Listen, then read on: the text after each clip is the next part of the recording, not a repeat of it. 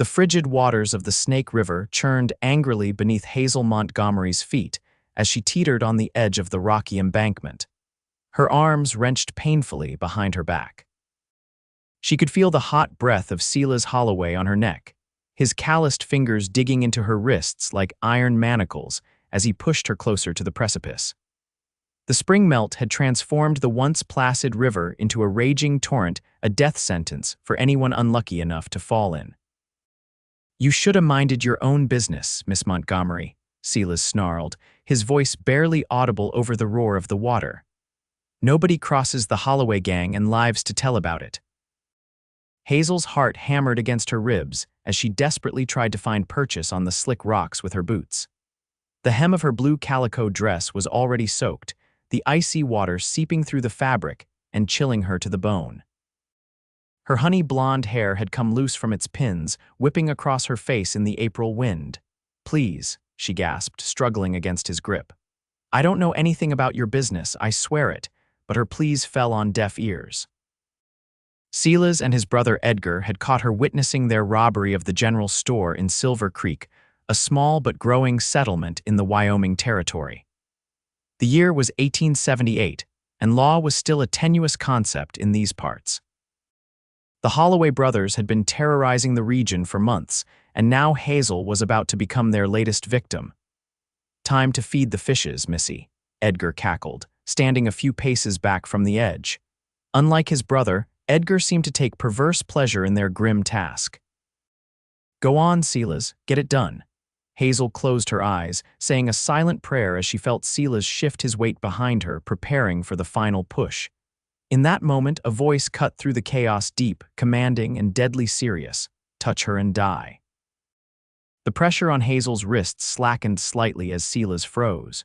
She dared to open her eyes, twisting her head toward the source of the voice. There, silhouetted against the setting sun, sat a man on horseback.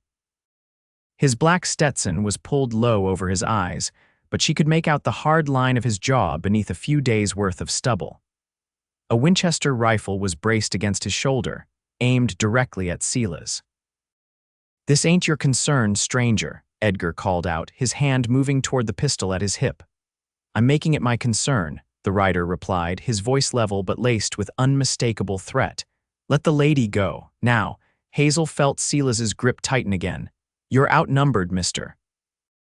A humorless smile crossed the stranger's face. "Am I?"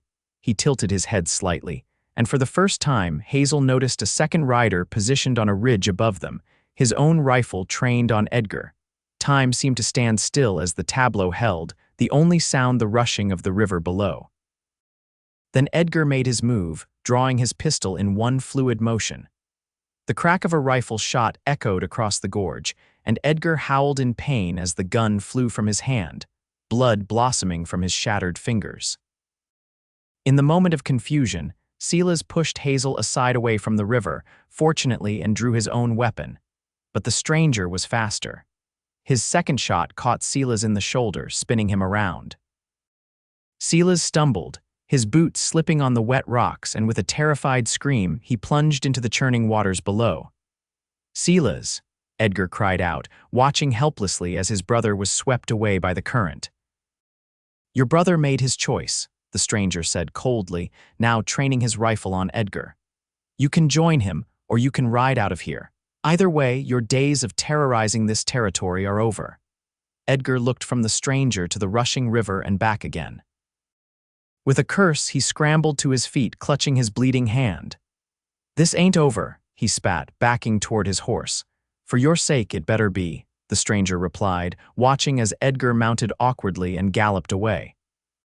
Only when the dust from Edgar's retreat had settled did the stranger dismount and approach Hazel, who was still sprawled on the rocky ground where Silas had shoved her. He holstered his weapon and extended a hand. "Are you hurt, madam?" Hazel stared up at him, still trying to process what had happened. Now that he was closer, she could see his features more clearly, eyes the color of flint beneath dark brows, a straight nose, and lips set in a grim line. He was tall and broad-shouldered, dressed in the practical garb of a working cowboy, denim pants, a faded blue shirt, leather vest, and well-worn boots. I don't think so, she managed, accepting his hand. His palm was rough with calluses, but his touch was surprisingly gentle as he helped her to her feet. Name's Dawson Reed, he said, releasing her hand once she was steady. That's my partner, Charlie, up there. He nodded toward the second rider, who tipped his hat in acknowledgement. Hazel Montgomery, she replied, her voice steadier now. Thank you, Mr. Reed. You saved my life. Dawson glanced toward the river where Sela's had disappeared. Those were the Holloway brothers, weren't they? Hazel nodded, hugging herself as a shiver ran through her body from cold or delayed shock, she couldn't tell. I saw them robbing the general store in Silver Creek. They saw me and… It's all right, Dawson said quietly. You're safe now. A sharp whistle from above drew their attention. Charlie was gesturing urgently downstream. Riders coming, Dawson translated, his expression darkening. Friends of the Holloways, most likely. He turned back to Hazel. Can you ride? Yes, but my horse is back in town. I was just out for a walk when they caught up to me. Without hesitation, Dawson led her to his horse, a magnificent chestnut stallion that stood at least 16 hands high. This is Rusty, he said, helping her up into the saddle before swinging up behind her. He's strong enough to carry us both until we can find you something safer. As they rode away from the river, Hazel became acutely aware of Dawson's presence, the solid warmth of his chest against her back, the steady rhythm of his breathing, the way his arms encircled her as he held the reins. Despite the lingering fear and the uncomfortable intimacy of their position, she felt strangely secure. Where are we going? She asked, raising her voice to be heard over the pounding of hooves. I've got a cabin about 5 miles from here, Dawson replied. We'll lie low there until we figure out our next move. Our next move, Hazel twisted to look at him. Mr. Reed, I appreciate your help, truly I do, but once I'm safely back in town, Madam, Dawson interrupted, his expression grave. Edgar Holloway is still out there, and he struck me as the vengeful type. Until we know he's not coming back for you, nowhere in Silver Creek is safe. The reality of her situation hit Hazel like a physical blow. She had come to Wyoming to start fresh after losing her parents to influenza back in Ohio. At 22, she had hoped to build a life for herself, taking a position as the school teacher in Silver Creek just 3 months ago. Now, everything was in jeopardy because she'd been in the wrong place at the wrong time. What about your life? She asked softly.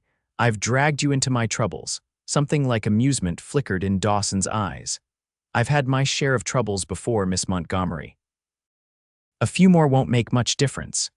They rode in silence for a time, climbing higher into the foothills as the sun dipped below the horizon. Charlie rode ahead, occasionally circling back to ensure they weren't being followed. As darkness fell, Hazel found herself struggling to stay upright, exhaustion and the events of the day taking their toll. Not much further, Dawson murmured, his arm tightening slightly around her waist to keep her steady. You can rest soon. True to his word, they crested a ridge 20 minutes later, and Hazel saw a small cabin nestled in a grove of pines, barely visible in the gathering dusk. Smoke curled from the stone chimney, suggesting someone was already there. That's Sadie, Dawson explained, noting her hesitation. Charlie's wife. They live here year-round while I come and go depending on the cattle drives. You're a cattleman, among other things, he replied cryptically. As they approached the cabin, the door swung open, revealing a stout woman with iron gray hair pulled back in a severe bun. Despite her stern appearance, her eyes were kind as she surveyed the trio. Trouble again, Dawson, she called out, wiping her hands on her apron. The usual kind, he answered, dismounting and helping Hazel down. Miss Montgomery needs a safe place to stay for a while. Sadie's shrewd gaze took in Hazel's bedraggled appearance, her damp dress, disheveled hair, and pale face. Well, don't just stand there letting the poor girl freeze. Bring her inside. I've got stew on the stove and fresh bread cooling.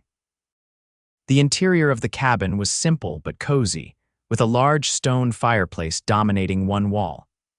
A rough-hewn table with 4 chairs stood in the center, while a curtain partially concealed a sleeping area in the corner. Everything was spotlessly clean, with touches of homey comfort, a colorful quilt on the bed, dried herbs hanging from the rafters, and a shelf of well-worn books. Sit by the fire, child, Sadie directed, pulling out a chair. Charlie, fetch some blankets. Dawson, pour her some of that whiskey you think I don't know about. Despite her exhaustion and lingering fear, Hazel found herself smiling at the woman's no-nonsense manner. As she sank into the chair, the warmth of the fire began to thaw her chilled limbs. Dawson handed her a small tin cup with a finger of amber liquid. It'll help with the shock, he said quietly. Hazel wasn't accustomed to strong spirits, but she took a small sip anyway, wincing as the whiskey burned a path down her throat. The second sip went down easier, and by the third, a pleasant warmth had begun to spread through her chest. While Charlie tended to the horses, Sadie bustled about, setting bowls of fragrant stew on the table and slicing the fresh bread. Dawson took a seat opposite Hazel, watching her with an unreadable expression. The Holloway brothers, he said finally, accepting a bowl from Sadie. What exactly did you see them do? Hazel set down her cup, gathering her thoughts. I was at the general store when they came in. It was nearly closing time, and I was the only customer. Mr. Finch, he owns the store, was helping me select some books for my students. She paused, the memory vivid in her mind. They burst in with bandanas over their faces, but I recognized Silas's voice. He's been hanging around the schoolhouse making comments. Dawson's jaw tightened, but he nodded for her to continue. They demanded all the money from the register and started grabbing supplies. When Mr. Finch tried to stop them, Edgar hit him with his pistol. I screamed, and that's when they noticed me. Silas said something about no witnesses and grabbed me. Hazel shuddered. I managed to break free and ran. They caught up with me near the river. And that's where we found you, Dawson finished. Yes, Hazel looked up at him. How did you happen to be there? A look passed between Dawson and Charlie, who had just returned from the stable. It was Charlie who answered. We've been tracking the Holloways for 2 weeks, he said, hanging his hat on a peg by the door. They robbed a stagecoach over in Madison County, killed the driver. Your lawmen? Hazel asked, surprised. Dawson shook his head. Not officially. Let's just say we have an arrangement with the territorial marshal. Some places are too remote for regular patrols, so he deputizes men he trusts when the need arises. Bounty hunters, more like, Sadie sniffed, setting a plate of biscuits on the table. Though why the government can't pay proper wages for proper lawmen is beyond me. It's complicated, Sadie, Charlie said, taking a seat beside his wife. Besides, Dawson's got his reasons. An uncomfortable silence fell, and Hazel sensed there was history here she wasn't privy to. Before she could dwell on it, Sadie spoke again. Well, none of that matters now. What matters is keeping this young lady safe until Edgar Holloway is caught or leaves the territory. She turned to Hazel. What's your situation in Silver Creek, dear? Family? Husband? No, madam, Hazel replied. I'm the school teacher. I came out from Ohio after my parents passed. I have a room at Mrs. Larson's boarding house, but no family here. Sadie nodded thoughtfully. That's good in one way, no one else in danger because of you, but it also means you're vulnerable. The Holloways have friends in low places. She can stay here, Dawson said firmly. At least until we know it's safe. And how long might that be? Hazel asked, looking from one face to another. I have students who depend on me. I can't just disappear. A week, maybe 2, Charlie estimated. Long enough for us to track down Edgar and for the marshal to get here from Cheyenne. Hazel wanted to protest further, but the reality of her situation was undeniable. Edgar Holloway was still at large, and he knew exactly who she was and where to find her in Silver Creek. Moreover, she was exhausted, her body and mind pushed to their limits by the day's events. All right, she conceded, but I'll need to send word to Mrs. Larson and the school board. They'll worry if I just vanish. I'll ride into town tomorrow, Charlie offered. I can deliver a message saying you've gone to visit a sick friend, no details, nothing that could lead back here. With that settled, they finished their meal in relative silence.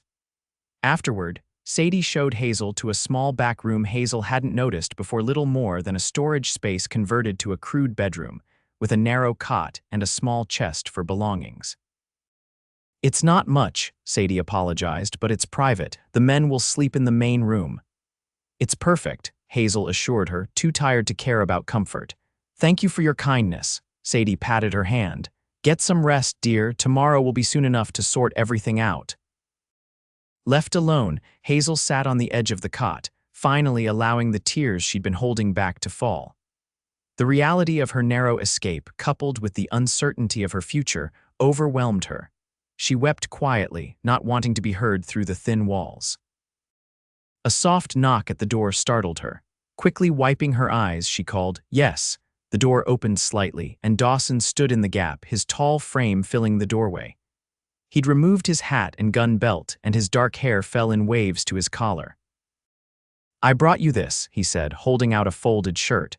"To sleep in. Sadie's things would be too large, and mine are, well, they're clean at least." "Thank you," Hazel said, taking the offered garment. Their fingers brushed briefly, and she felt a strange flutter in her stomach. Dawson lingered a moment longer. "I want you to know that you're safe here," he said quietly. "Whatever happens, I won't let Edgar Holloway or anyone else harm you." There was something in his eyes, a haunted look that suggested his words came from a place of personal pain, not just professional duty. "Why?" Hazel asked before she could stop herself. "Why risk your life for a stranger?" Dawson's expression shuddered. "Get some rest, Miss Montgomery." Dawn comes early in these mountains. Before she could press further, he was gone, closing the door softly behind him. Hazel changed into his shirt, which reached nearly to her knees, and lay down on the cot. Despite her exhaustion, sleep was elusive as her mind replayed the day's events and lingered on the enigmatic man who had saved her life. Who was Dawson Reed, and what ghosts drove him to protect a woman he'd never met before today? As she finally drifted toward sleep, Hazel realized with a start that despite the danger and uncertainty, she felt safer in this remote cabin with these strangers than she had in a long time. Particularly when she thought of Dawson's steady presence and his solemn promise of protection. With that comforting thought, she surrendered to exhaustion, her last conscious awareness the distant murmur of voices from the main room and the howl of a lonely wolf somewhere in the mountains. Dawn arrived with a gentle persistence, filtering through the small window of Hazel's room and painting patterns on the rough wooden floor.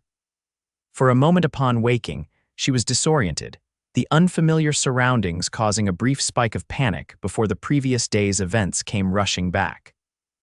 The Holloway brothers, the river, Dawson Reed's timely intervention, it all seemed like something from a dime novel rather than her own life. The cabin was quiet save for the gentle crackling of the fireplace in the main room. Hazel sat up, wincing at the stiffness in her muscles. Her dress from yesterday hung on a peg on the wall, mostly dry but terribly wrinkled. Beside it was a simple calico dress she hadn't noticed the night before, one of Sadie's, she presumed, though it looked to be a better fit than the older woman's other clothing would have been. After changing quickly and attempting to tame her hair with her fingers, Hazel emerged from the small room. The main area of the cabin was empty, but a coffee pot sat warming on the stove, and a plate of biscuits was covered with a cloth on the table. A note in a neat, feminine hand sat propped against the coffee pot. "Gone to check traps with Charlie. Dawson's at the creek. Help yourself to breakfast. Back midday." Sadie, grateful for the solitude to collect her thoughts, Hazel poured herself a cup of the strong black coffee and took a biscuit. Through the cabin's front window, she could see the sun climbing over the eastern mountains, bathing the small clearing in golden light. It was a peaceful scene, belying the danger that had brought her here. As she sipped her coffee, Hazel contemplated her situation. She had built a life in Silver Creek over the past 3 months, not an extensive one, perhaps, but it was hers. She had her students, her small room at the boarding house, and the beginnings of friendships with some of the townspeople. The thought that Edgar Holloway could take all that away filled her with a mixture of fear and indignation. The sound of the cabin door opening interrupted her reverie. Dawson entered, his hair damp and his sleeves rolled up to his elbows. He carried several trout strung on a line, evidently successful in his morning fishing. "You're up," he observed, hanging the fish on a hook by the door. "Sleep all right?" "Well enough," Hazel replied, watching as he poured himself coffee. "Thank you again for your hospitality." Dawson shrugged, leaning against the counter. "No need for thanks. Couldn't very well leave you to the Holloways." "Even so," Hazel persisted. You and your friends have been remarkably kind to a stranger. A ghost of a smile touched Dawson's lips. Sadie would have my hide if I'd done any different. Besides, I have no love for the Holloway gang. They've been a plague on this territory for too long.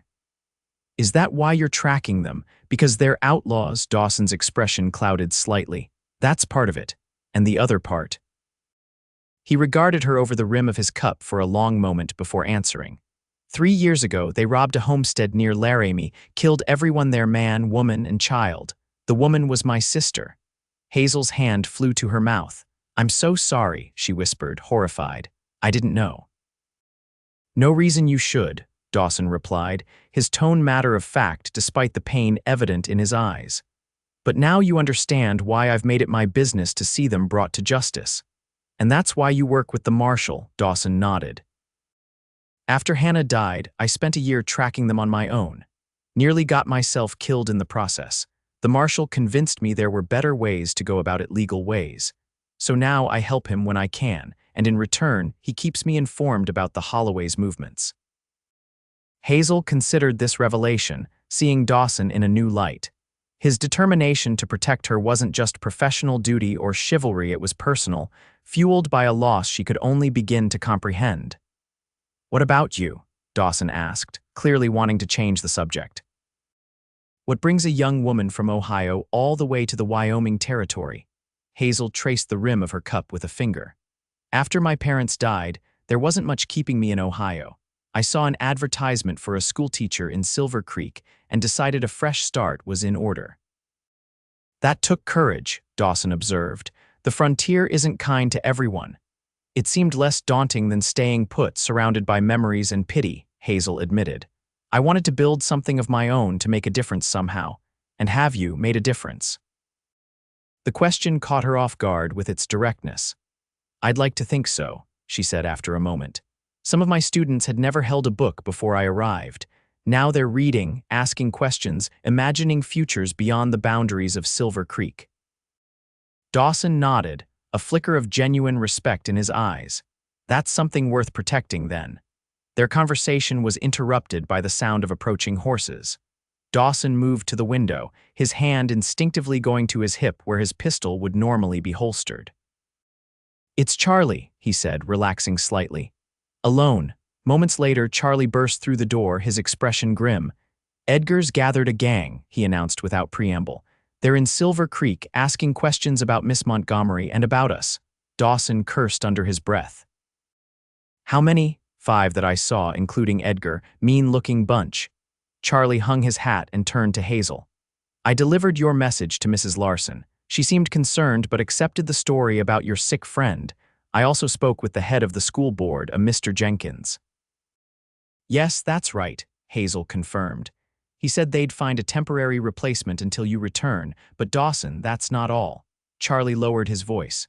They're offering a reward for information on the kidnappers of Miss Montgomery. Kidnappers, Hazel exclaimed, but that's absurd. You saved me, Edgar's twisting the story, Dawson explained grimly. Making it look like we're the criminals. It's a smart move, turns the townspeople against us and makes it harder for us to move openly. But surely people won't believe him, Hazel protested. The Holloways are known outlaws.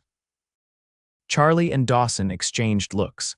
Outlaws with money to spend, Charlie pointed out. And in a frontier town like Silver Creek, money talks louder than reputation sometimes.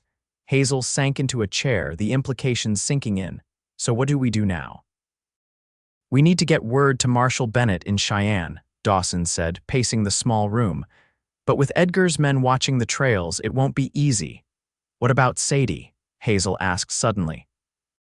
If they're looking for us, Sadie can take care of herself, Charlie assured her, though his concern was evident. She knows the back routes better than anyone. She'll avoid the main trails. As if summoned by their conversation, the door opened again and Sadie entered, carrying a basket of early spring greens. Her shrewd eyes took in the tense atmosphere immediately. What's happened? She demanded. While Charlie explained the situation, Dawson moved to a trunk in the corner, withdrawing maps and papers. He spread them on the table, studying the terrain between their location and Cheyenne.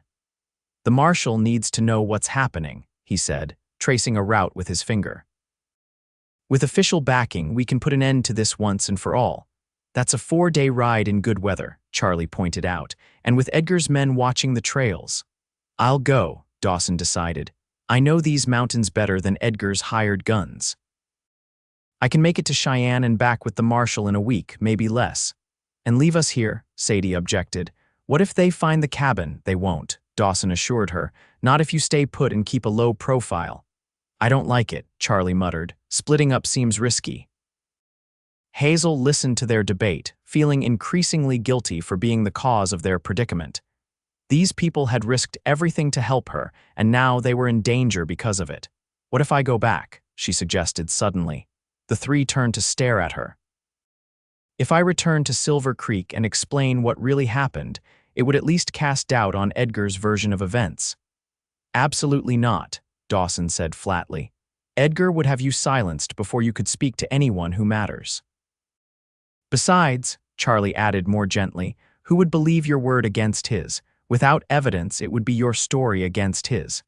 Then what about evidence? Hazel persisted.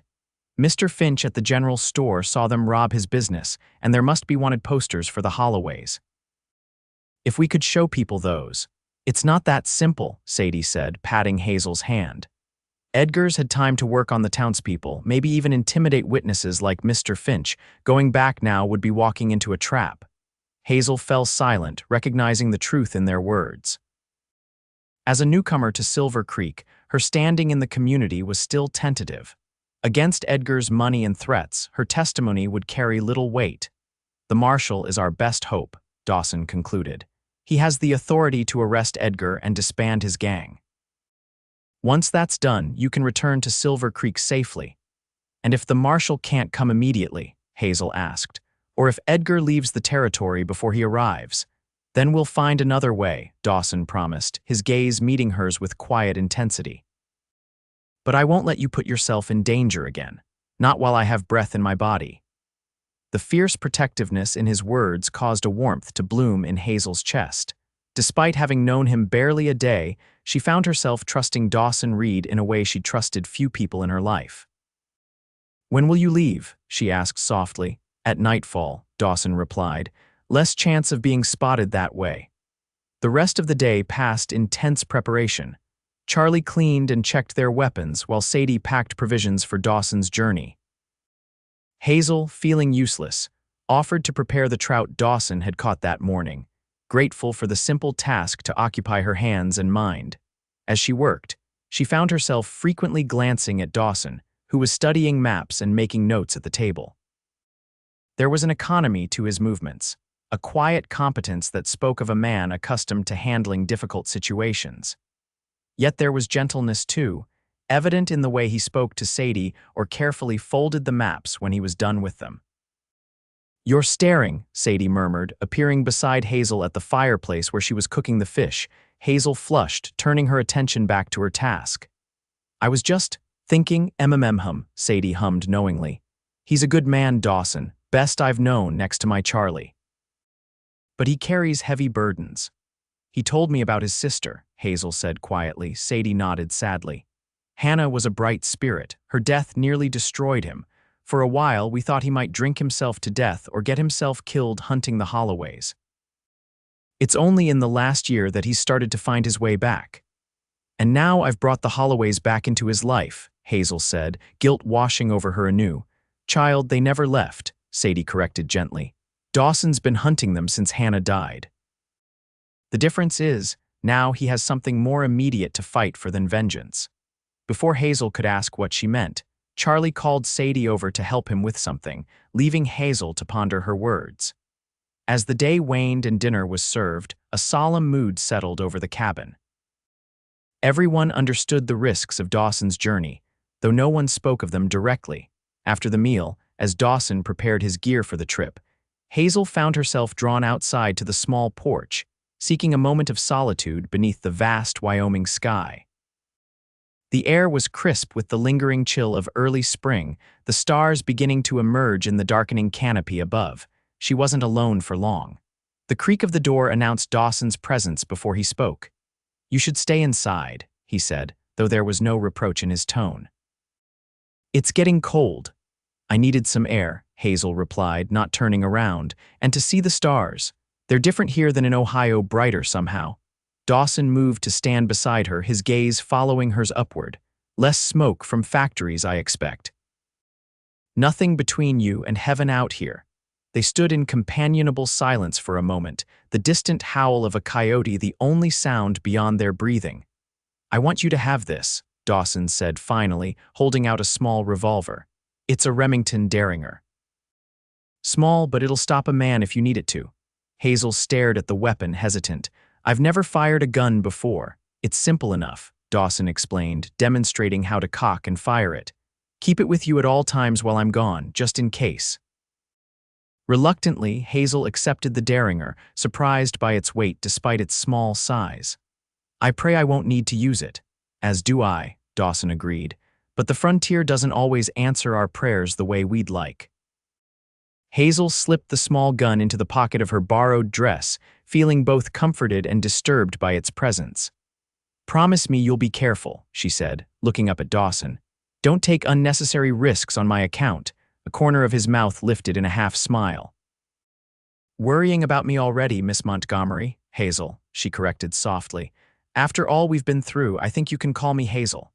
Hazel, he repeated, her name sounding different in his deep voice. Then you must call me Dawson. She nodded, suddenly aware of how close they were standing, of the warmth radiating from his body in the cool evening air. Be safe, Dawson. His expression softened, and for a moment, Hazel thought he might reach for her. Instead, he stepped back, resuming a more proper distance. I'll return as soon as I can, he promised, with the marshal and enough men to end the Holloway threat once and for all.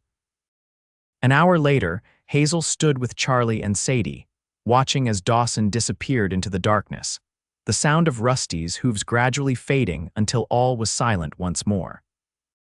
Only then did Hazel realize she was clutching the Derringer in her pocket like a talisman, her knuckles white with the force of her grip. Come inside, dear, Sadie said gently.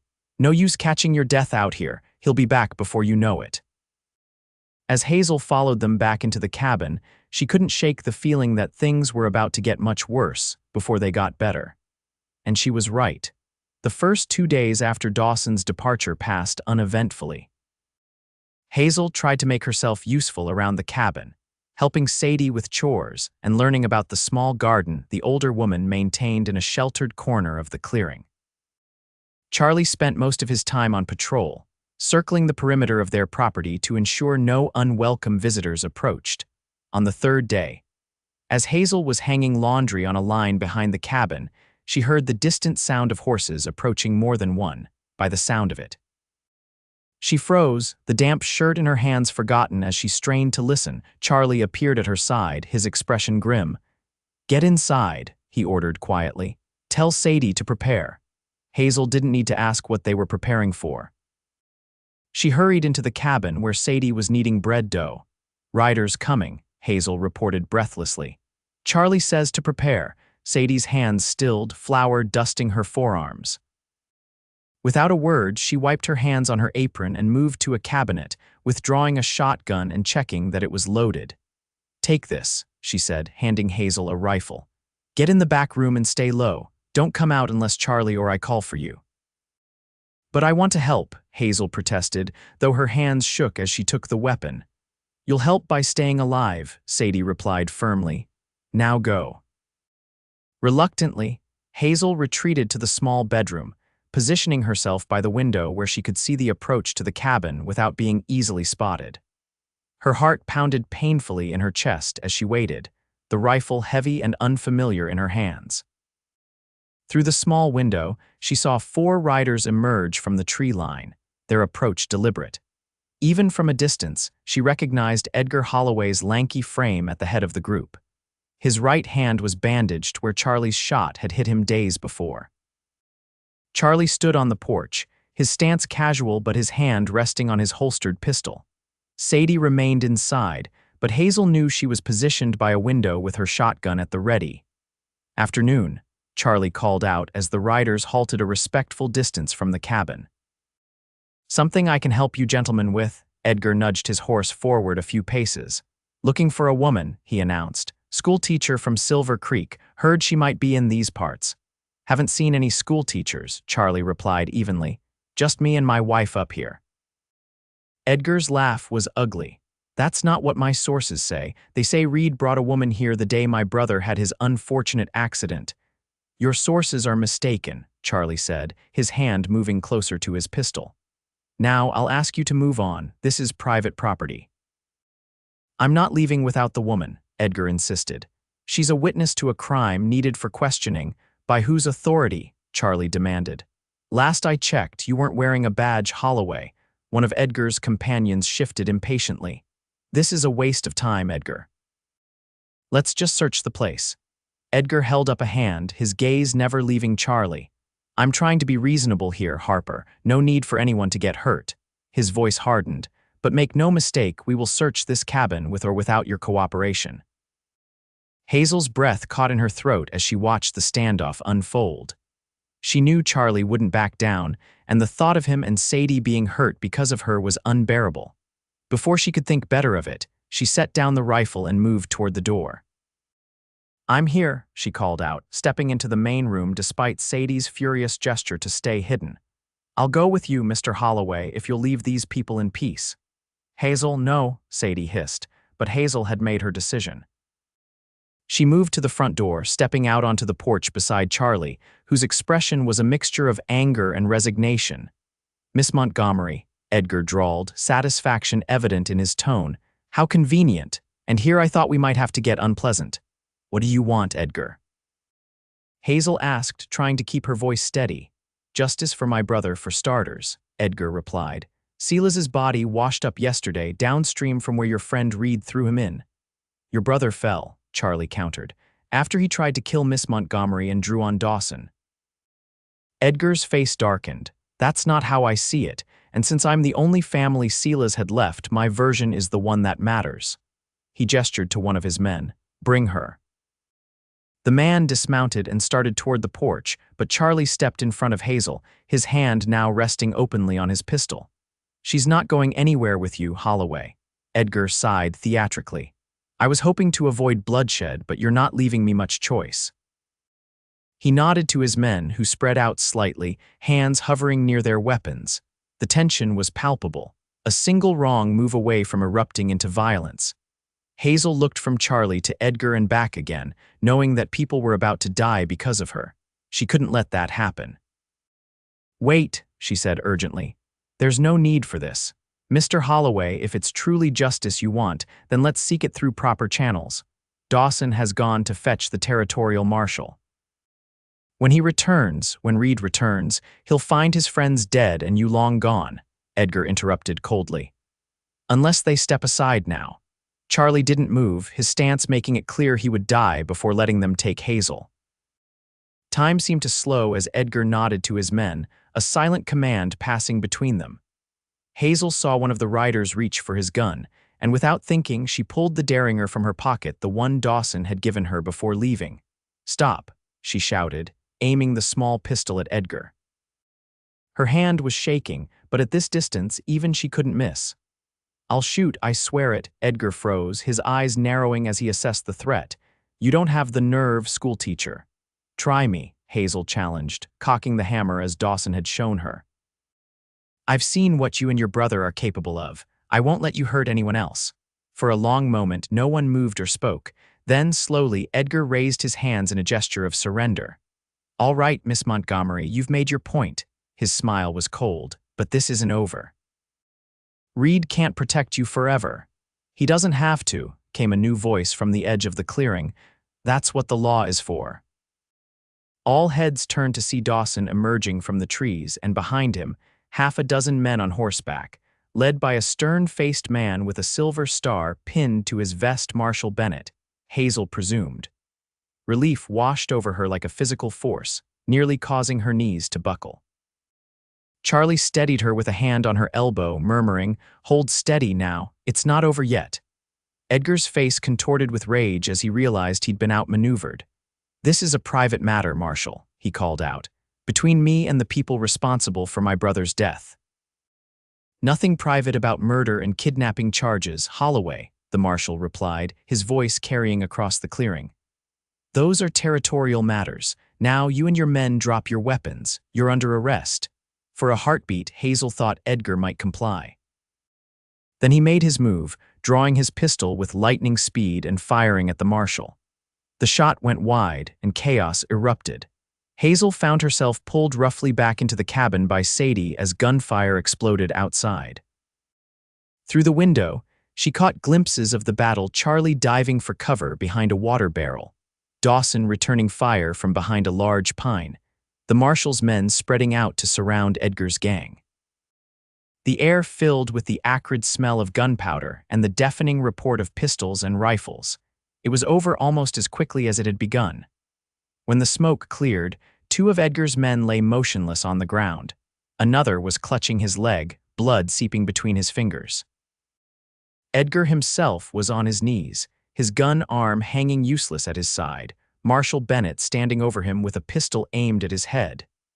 "Anyone else want to try their luck?" the marshal asked mildly, looking at the sole remaining member of Edgar's gang, who promptly threw down his weapon. Only then did Hazel realize she was still clutching the derringer, her knuckles white around the grip. Carefully, she uncocked it and slipped it back into her pocket, her hands trembling with the aftermath of fear and adrenaline. "It's over," Sadie said softly beside her. "They've got him."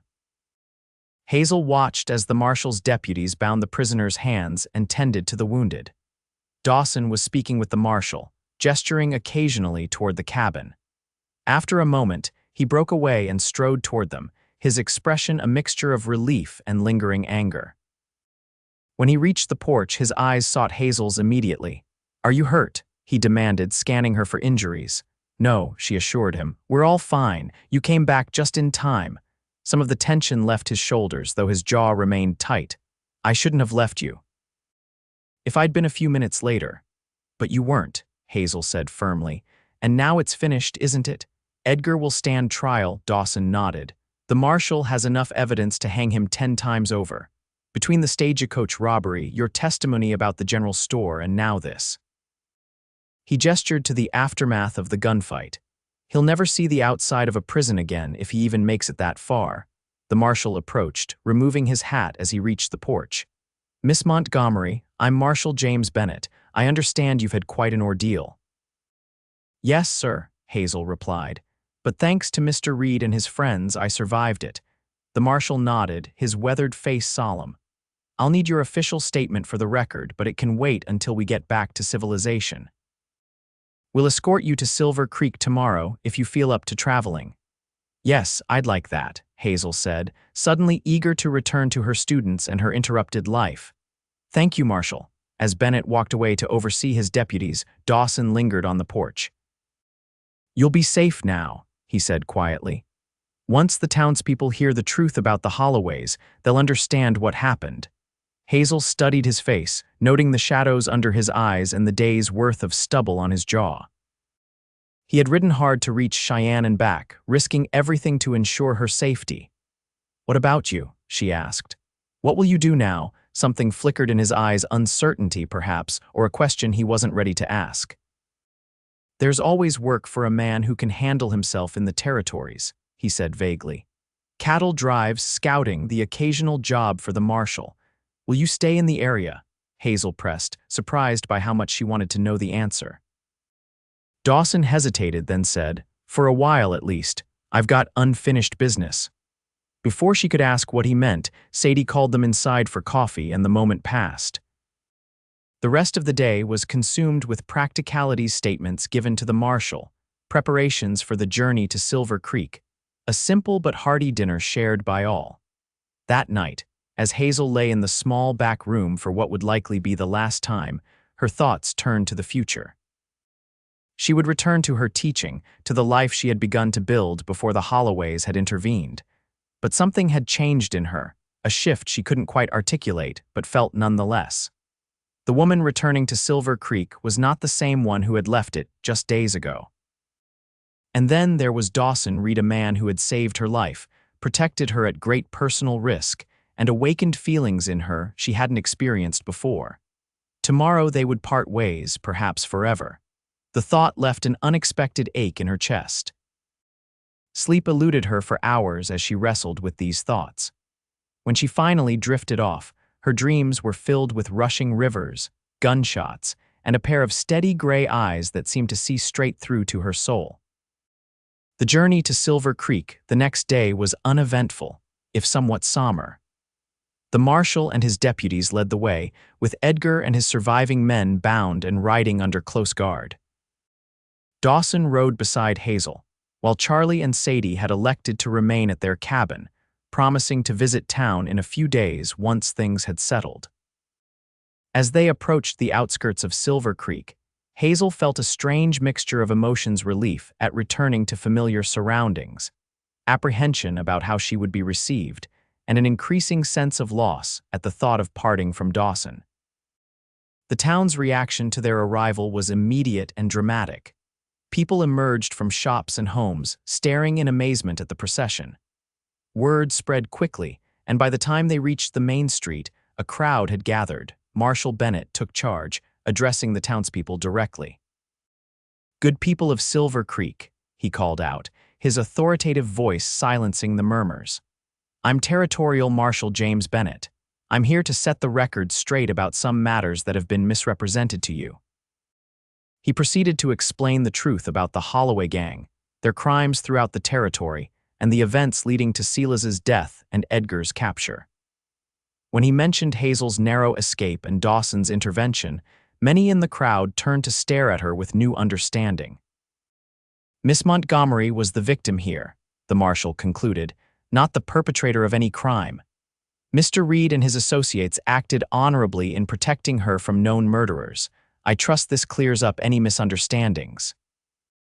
The reaction was mixed. Some people nodded in acceptance, while others looked skeptical or confused. Mr. Finch, the general store owner, pushed his way forward. "It's true," he called out. "The Holloways robbed my store just as the marshal says. Miss Montgomery was there. They would have killed her if she hadn't escaped." His testimony seemed to sway many of the doubters. Mrs. Larson, Hazel's landlady, hurried forward to embrace her. "My dear girl, what an ordeal you've suffered," she exclaimed. "Your room is just as you left it. I didn't let anyone touch your things, though that awful man tried to convince me you weren't coming back." "Thank you, Mrs. Larson," Hazel replied, touched by the older woman's loyalty. "I'm very glad to be home." As the crowd began to disperse and the marshal led his prisoners toward the town jail, Hazel turned to Dawson, who had remained silent throughout the proceedings. "Well," she said awkwardly, "I suppose this is goodbye." Dawson's expression was unreadable. "I suppose it is. Will you stay in town tonight? You must be exhausted from all the traveling." "The marshals offered me a bunk at the jail," he replied. "I'll rest up before heading back to Charlie and Sadie's place tomorrow." Hazel nodded, disappointed despite herself. What had she expected? That he would declare some deeper feelings, that he would stay in Silver Creek for her sake. They had known each other barely a week, most of that time spent in crisis. "I want to thank you again," she said formally, "for everything you've done." Dawson studied her face for a long moment. "No need for thanks, Miss Montgomery. I'm glad you're safe now." "Hazel," she reminded him softly. "You called me Hazel before." Something shifted in his eyes, a warmth, a question. "Hazel," he amended, "take care of yourself." With that, he tipped his hat and turned to go, leading Rusty toward the livery stable. Hazel watched him walk away, an inexplicable sense of loss washing over her. She had survived, her name was cleared, and she could return to her life. It should have been a moment of pure relief and happiness. Instead, she felt as though something precious was slipping through her fingers before she'd even fully grasped it. Mrs. Larson touched her arm gently. "Come, dear, you must be exhausted. Let's get you home and settled."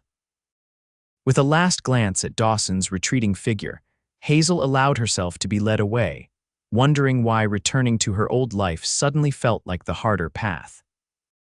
The next few days passed in a blur of activity as Hazel resumed her teaching duties and fielded endless questions from curious townspeople about her adventure. The school board had been understanding about her absence, especially after the marshal's public explanation of events.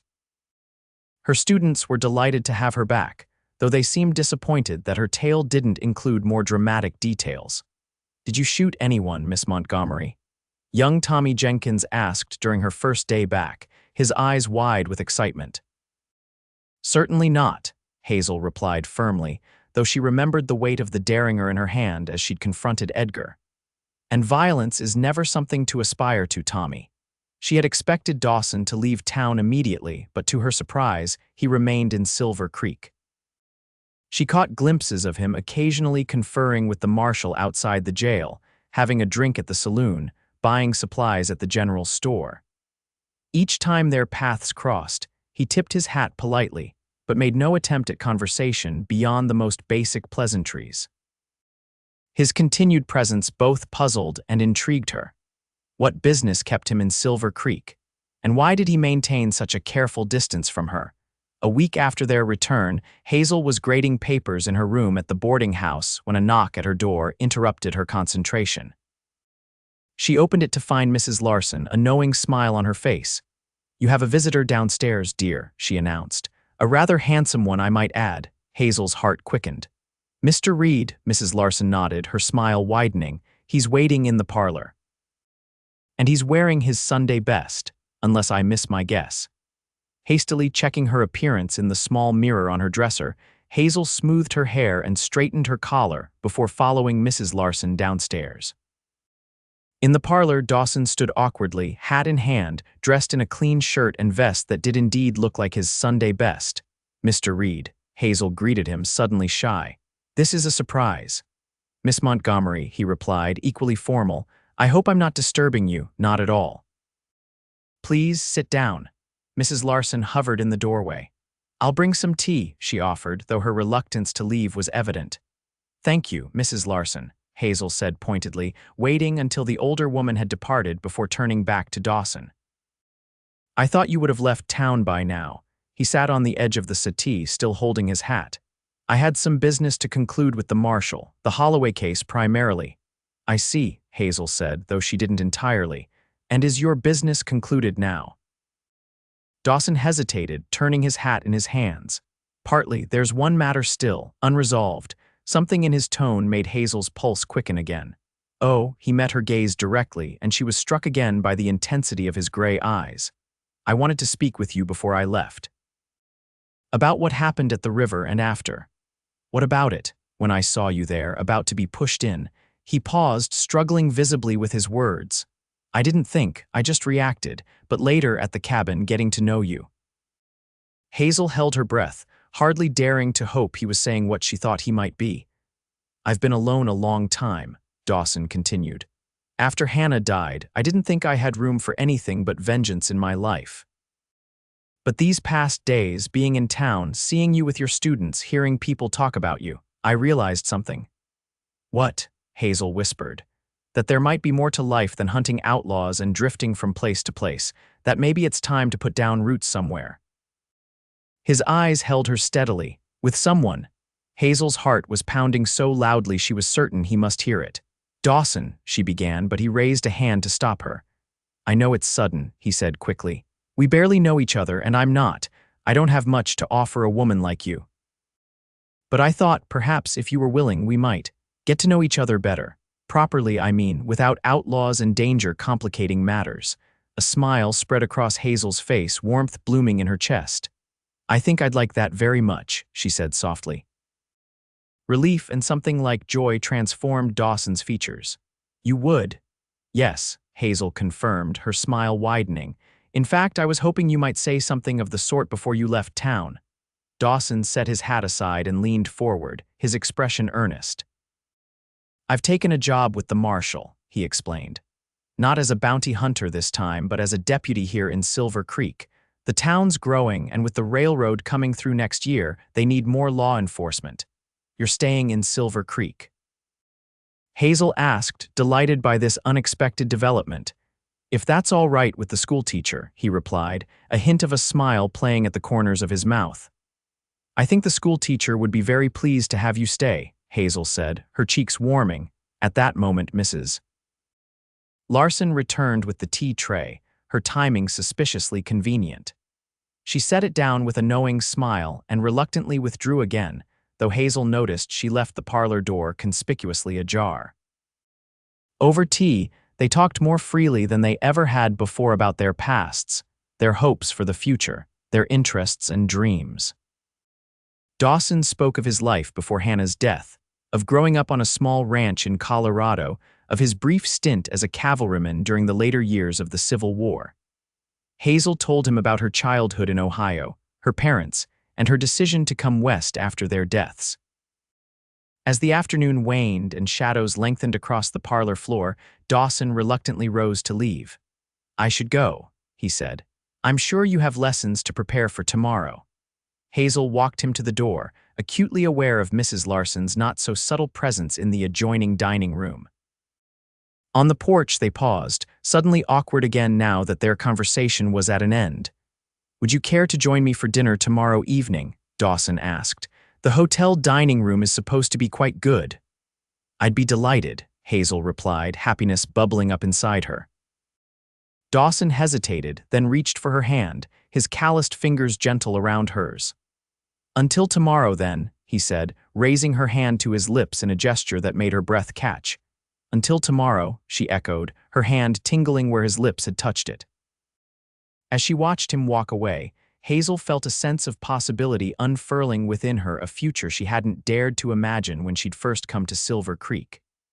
The path ahead was uncertain, but for the first time in a long while, that uncertainty felt like an adventure rather than a burden. Mrs. Larson appeared beside her, a smug smile on her face. "Well, well," she said, looking after Dawson's retreating figure. "It seems our new deputy has eyes for more than just law enforcement." Hazel blushed but didn't deny it. "We're just getting to know each other," she said diplomatically. Mrs. Larson hummed, unconvinced. "Well, he's a fine man from what I hear. Saved the general store owner during that robbery, rescued you from certain death, and now he's staying to help keep our town safe. Could do worse, my dear." "Yes," Hazel agreed softly, watching as Dawson turned the corner at the end of the street. "I suppose I could." Over the following weeks, Hazel and Dawson's courtship progressed with a mixture of traditional propriety and the accelerated intimacy that came from having already shared life-threatening experiences. They dined together regularly at the hotel, took Sunday afternoon walks along the creek that gave the town its name, and attended church services side by side, much to the barely concealed delight of the town gossips. Dawson proved to be an excellent deputy, bringing a calm authority to the position that earned him the respect of the townspeople. He was particularly good with the younger boys who tended to get into mischief, offering guidance rather than harsh punishment when they strayed. Charlie and Sadie visited town as promised, staying for a few days at the hotel. Sadie took one look at Hazel and Dawson together and declared with satisfaction, "I knew it. Didn't I tell you, Charlie? I said those two would suit each other from the first moment I saw them together." "Yes, dear, you did," Charlie agreed patiently, winking at Hazel. "You're never wrong about these things." In early June, as wildflowers painted the prairie in a riot of colors, and the days grew longer and warmer, Dawson invited Hazel for a picnic by the river, not the treacherous Snake River where they'd first met, but the gentler Silver Creek, where willows dipped their branches into the clear water and meadowlarks sang in the tall grass. They spread a blanket in a sheltered spot, and Hazel unpacked the basket Mrs. Larson had helped her prepare: fried chicken, biscuits, apple pie, and a jug of lemonade. As they ate, Dawson seemed distracted, his gaze often drifting to the horizon. "Is something wrong?" Hazel finally asked, setting aside her plate. Dawson shook his head. "No, not wrong, just, I've been thinking." "About what?" He reached into his pocket and withdrew a small object which he kept concealed in his palm. "About the future, our future specifically." Hazel's heart began to race. "Oh, I know it hasn't been long," Dawson said, his voice uncharacteristically hesitant. "But I think when you face death together, you get a clearer sense of what matters in life." He opened his hand, revealing a simple gold ring with a small pearl set in the center. "This was my mother's. I'd be honored if you would wear it as my wife." Joy bloomed in Hazel's chest, spreading through her like sunshine. "Are you asking me to marry you, Deputy Reed?" she asked, her voice trembling slightly. "I am," he confirmed, his expression solemn but his eyes alight with hope. I love you, Hazel Montgomery. I think I started falling in love with you the moment I saw you standing up to those outlaws at the river, terrified but refusing to give in. And everything I've learned about you since has only deepened that feeling. Tears pricked at Hazel's eyes. I love you too, she whispered. And yes, I will marry you. Relief and happiness transformed Dawson's face as he slipped the ring onto her finger. It fit perfectly, as if it had been made for her all along. He cupped her face in his hands and kissed her for the first time, a gentle, reverent kiss that promised a lifetime of devotion. When they returned to town hand in hand, Hazel's ring catching the afternoon sunlight, word spread quickly. Mrs. Larson was the first to offer congratulations, followed by what seemed like half the town over the course of the evening. By the next morning, everyone in Silver Creek knew that the schoolteacher and the deputy were to be married. The wedding took place in August, a simple ceremony in the town's small church, followed by a celebration in the schoolyard where tables groaned under the weight of potluck dishes contributed by well-wishers. Charlie stood up as Dawson's best man, while Sadie helped Hazel prepare for her big day, fussing over her dress and hair like a mother would. Never thought I'd see the day, Charlie confided to Hazel during the celebration, watching as Dawson chatted with some of the townsmen nearby. After Hannah died, he was like a ghost, went through the motions of living but wasn't really there. He squeezed her hand. You brought him back to life, Hazel, and for that, Sadie and I will always be grateful. He saved my life first, Hazel reminded him. I'm just returning the favor. The newlyweds moved into a small house on the edge of town, nothing fancy, but it had a good-sized yard, 2 bedrooms, and a view of the mountains to the west.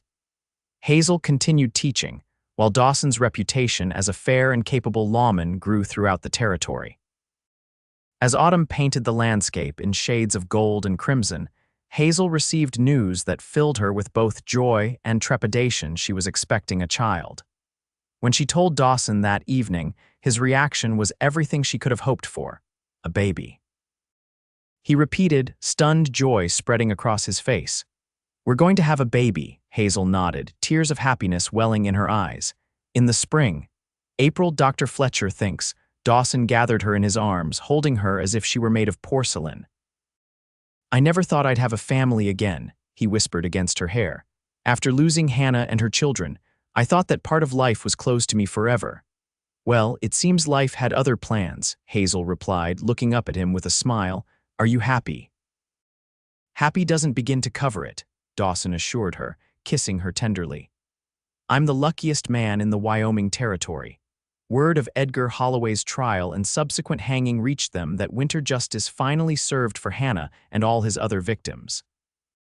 When Dawson received the telegram from Marshal Bennett, he was quiet for a long while, staring into the fire in their small parlor. Does it bring you peace? Hazel asked softly, coming to sit beside him. Not peace exactly, Dawson replied thoughtfully, but closure perhaps, a chapter ending. He placed a hand on her growing belly, where their child was beginning to make its presence known with small, fluttering movements. And a new one beginning.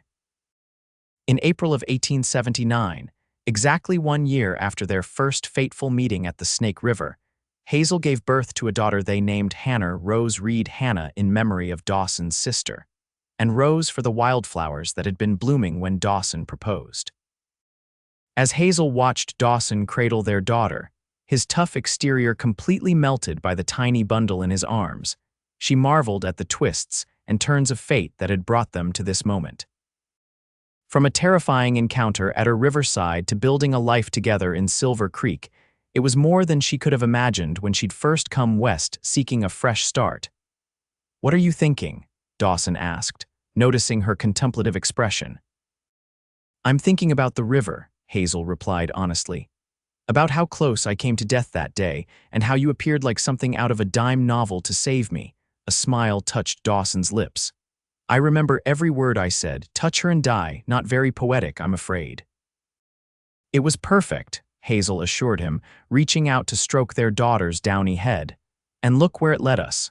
Dawson leaned over to kiss her gently. I'd say it led us exactly where we were meant to be. As little Hannah yawned and settled more deeply into her father's embrace, Hazel couldn't help but agree. Their beginning might have been dramatic and dangerous, but the life they were building together day by day, moment by moment, was everything she had ever hoped for, and more than she had dared to dream. The river that had nearly claimed her life had instead led her to love, to family, to home.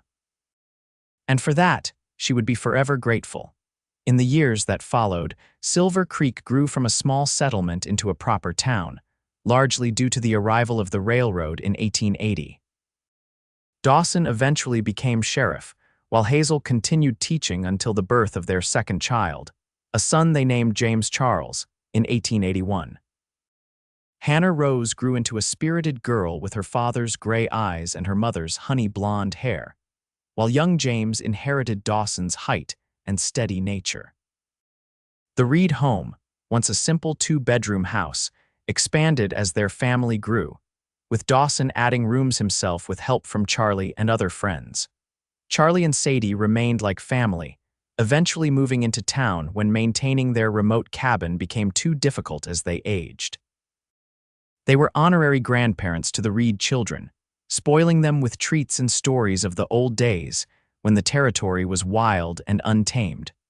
On their 5th wedding anniversary, Dawson surprised Hazel with a trip back to the spot where he had proposed. They picnicked by Silver Creek, now with 2 children romping in the grass nearby and a third on the way. "Do you ever regret it?" Dawson asked as they watched Hannah carefully showing her younger brother how to make a daisy chain. Coming west, almost dying, marrying a former bounty hunter. Hazel leaned against his shoulder, content in a way she had never imagined possible before meeting him. "Not for a single moment," she replied truthfully. "Every step of the journey, even the terrifying parts, led me exactly where I was meant to be." Dawson wrapped an arm around her, his hand coming to rest protectively over the slight swell of their unborn child. "I think about that day at the river sometimes," he admitted. "How different things would have been if we'd been just a few minutes later, or if we'd taken another trail entirely." "But you weren't, and you didn't," Hazel said simply. "Some things are meant to be, I think, and we were definitely meant to be." As the children's laughter echoed across the water and the Wyoming sun bathed them in golden light, Dawson couldn't help but agree. The path that had led him to this moment, to this woman, and these children and this life had been winding and often painful, but he wouldn't change a single step. For a man who had once lived only for vengeance, he had found something far more powerful and healing. A love that had saved him as surely as he had once saved Hazel at the edge of that treacherous river. And for that, he would be eternally grateful.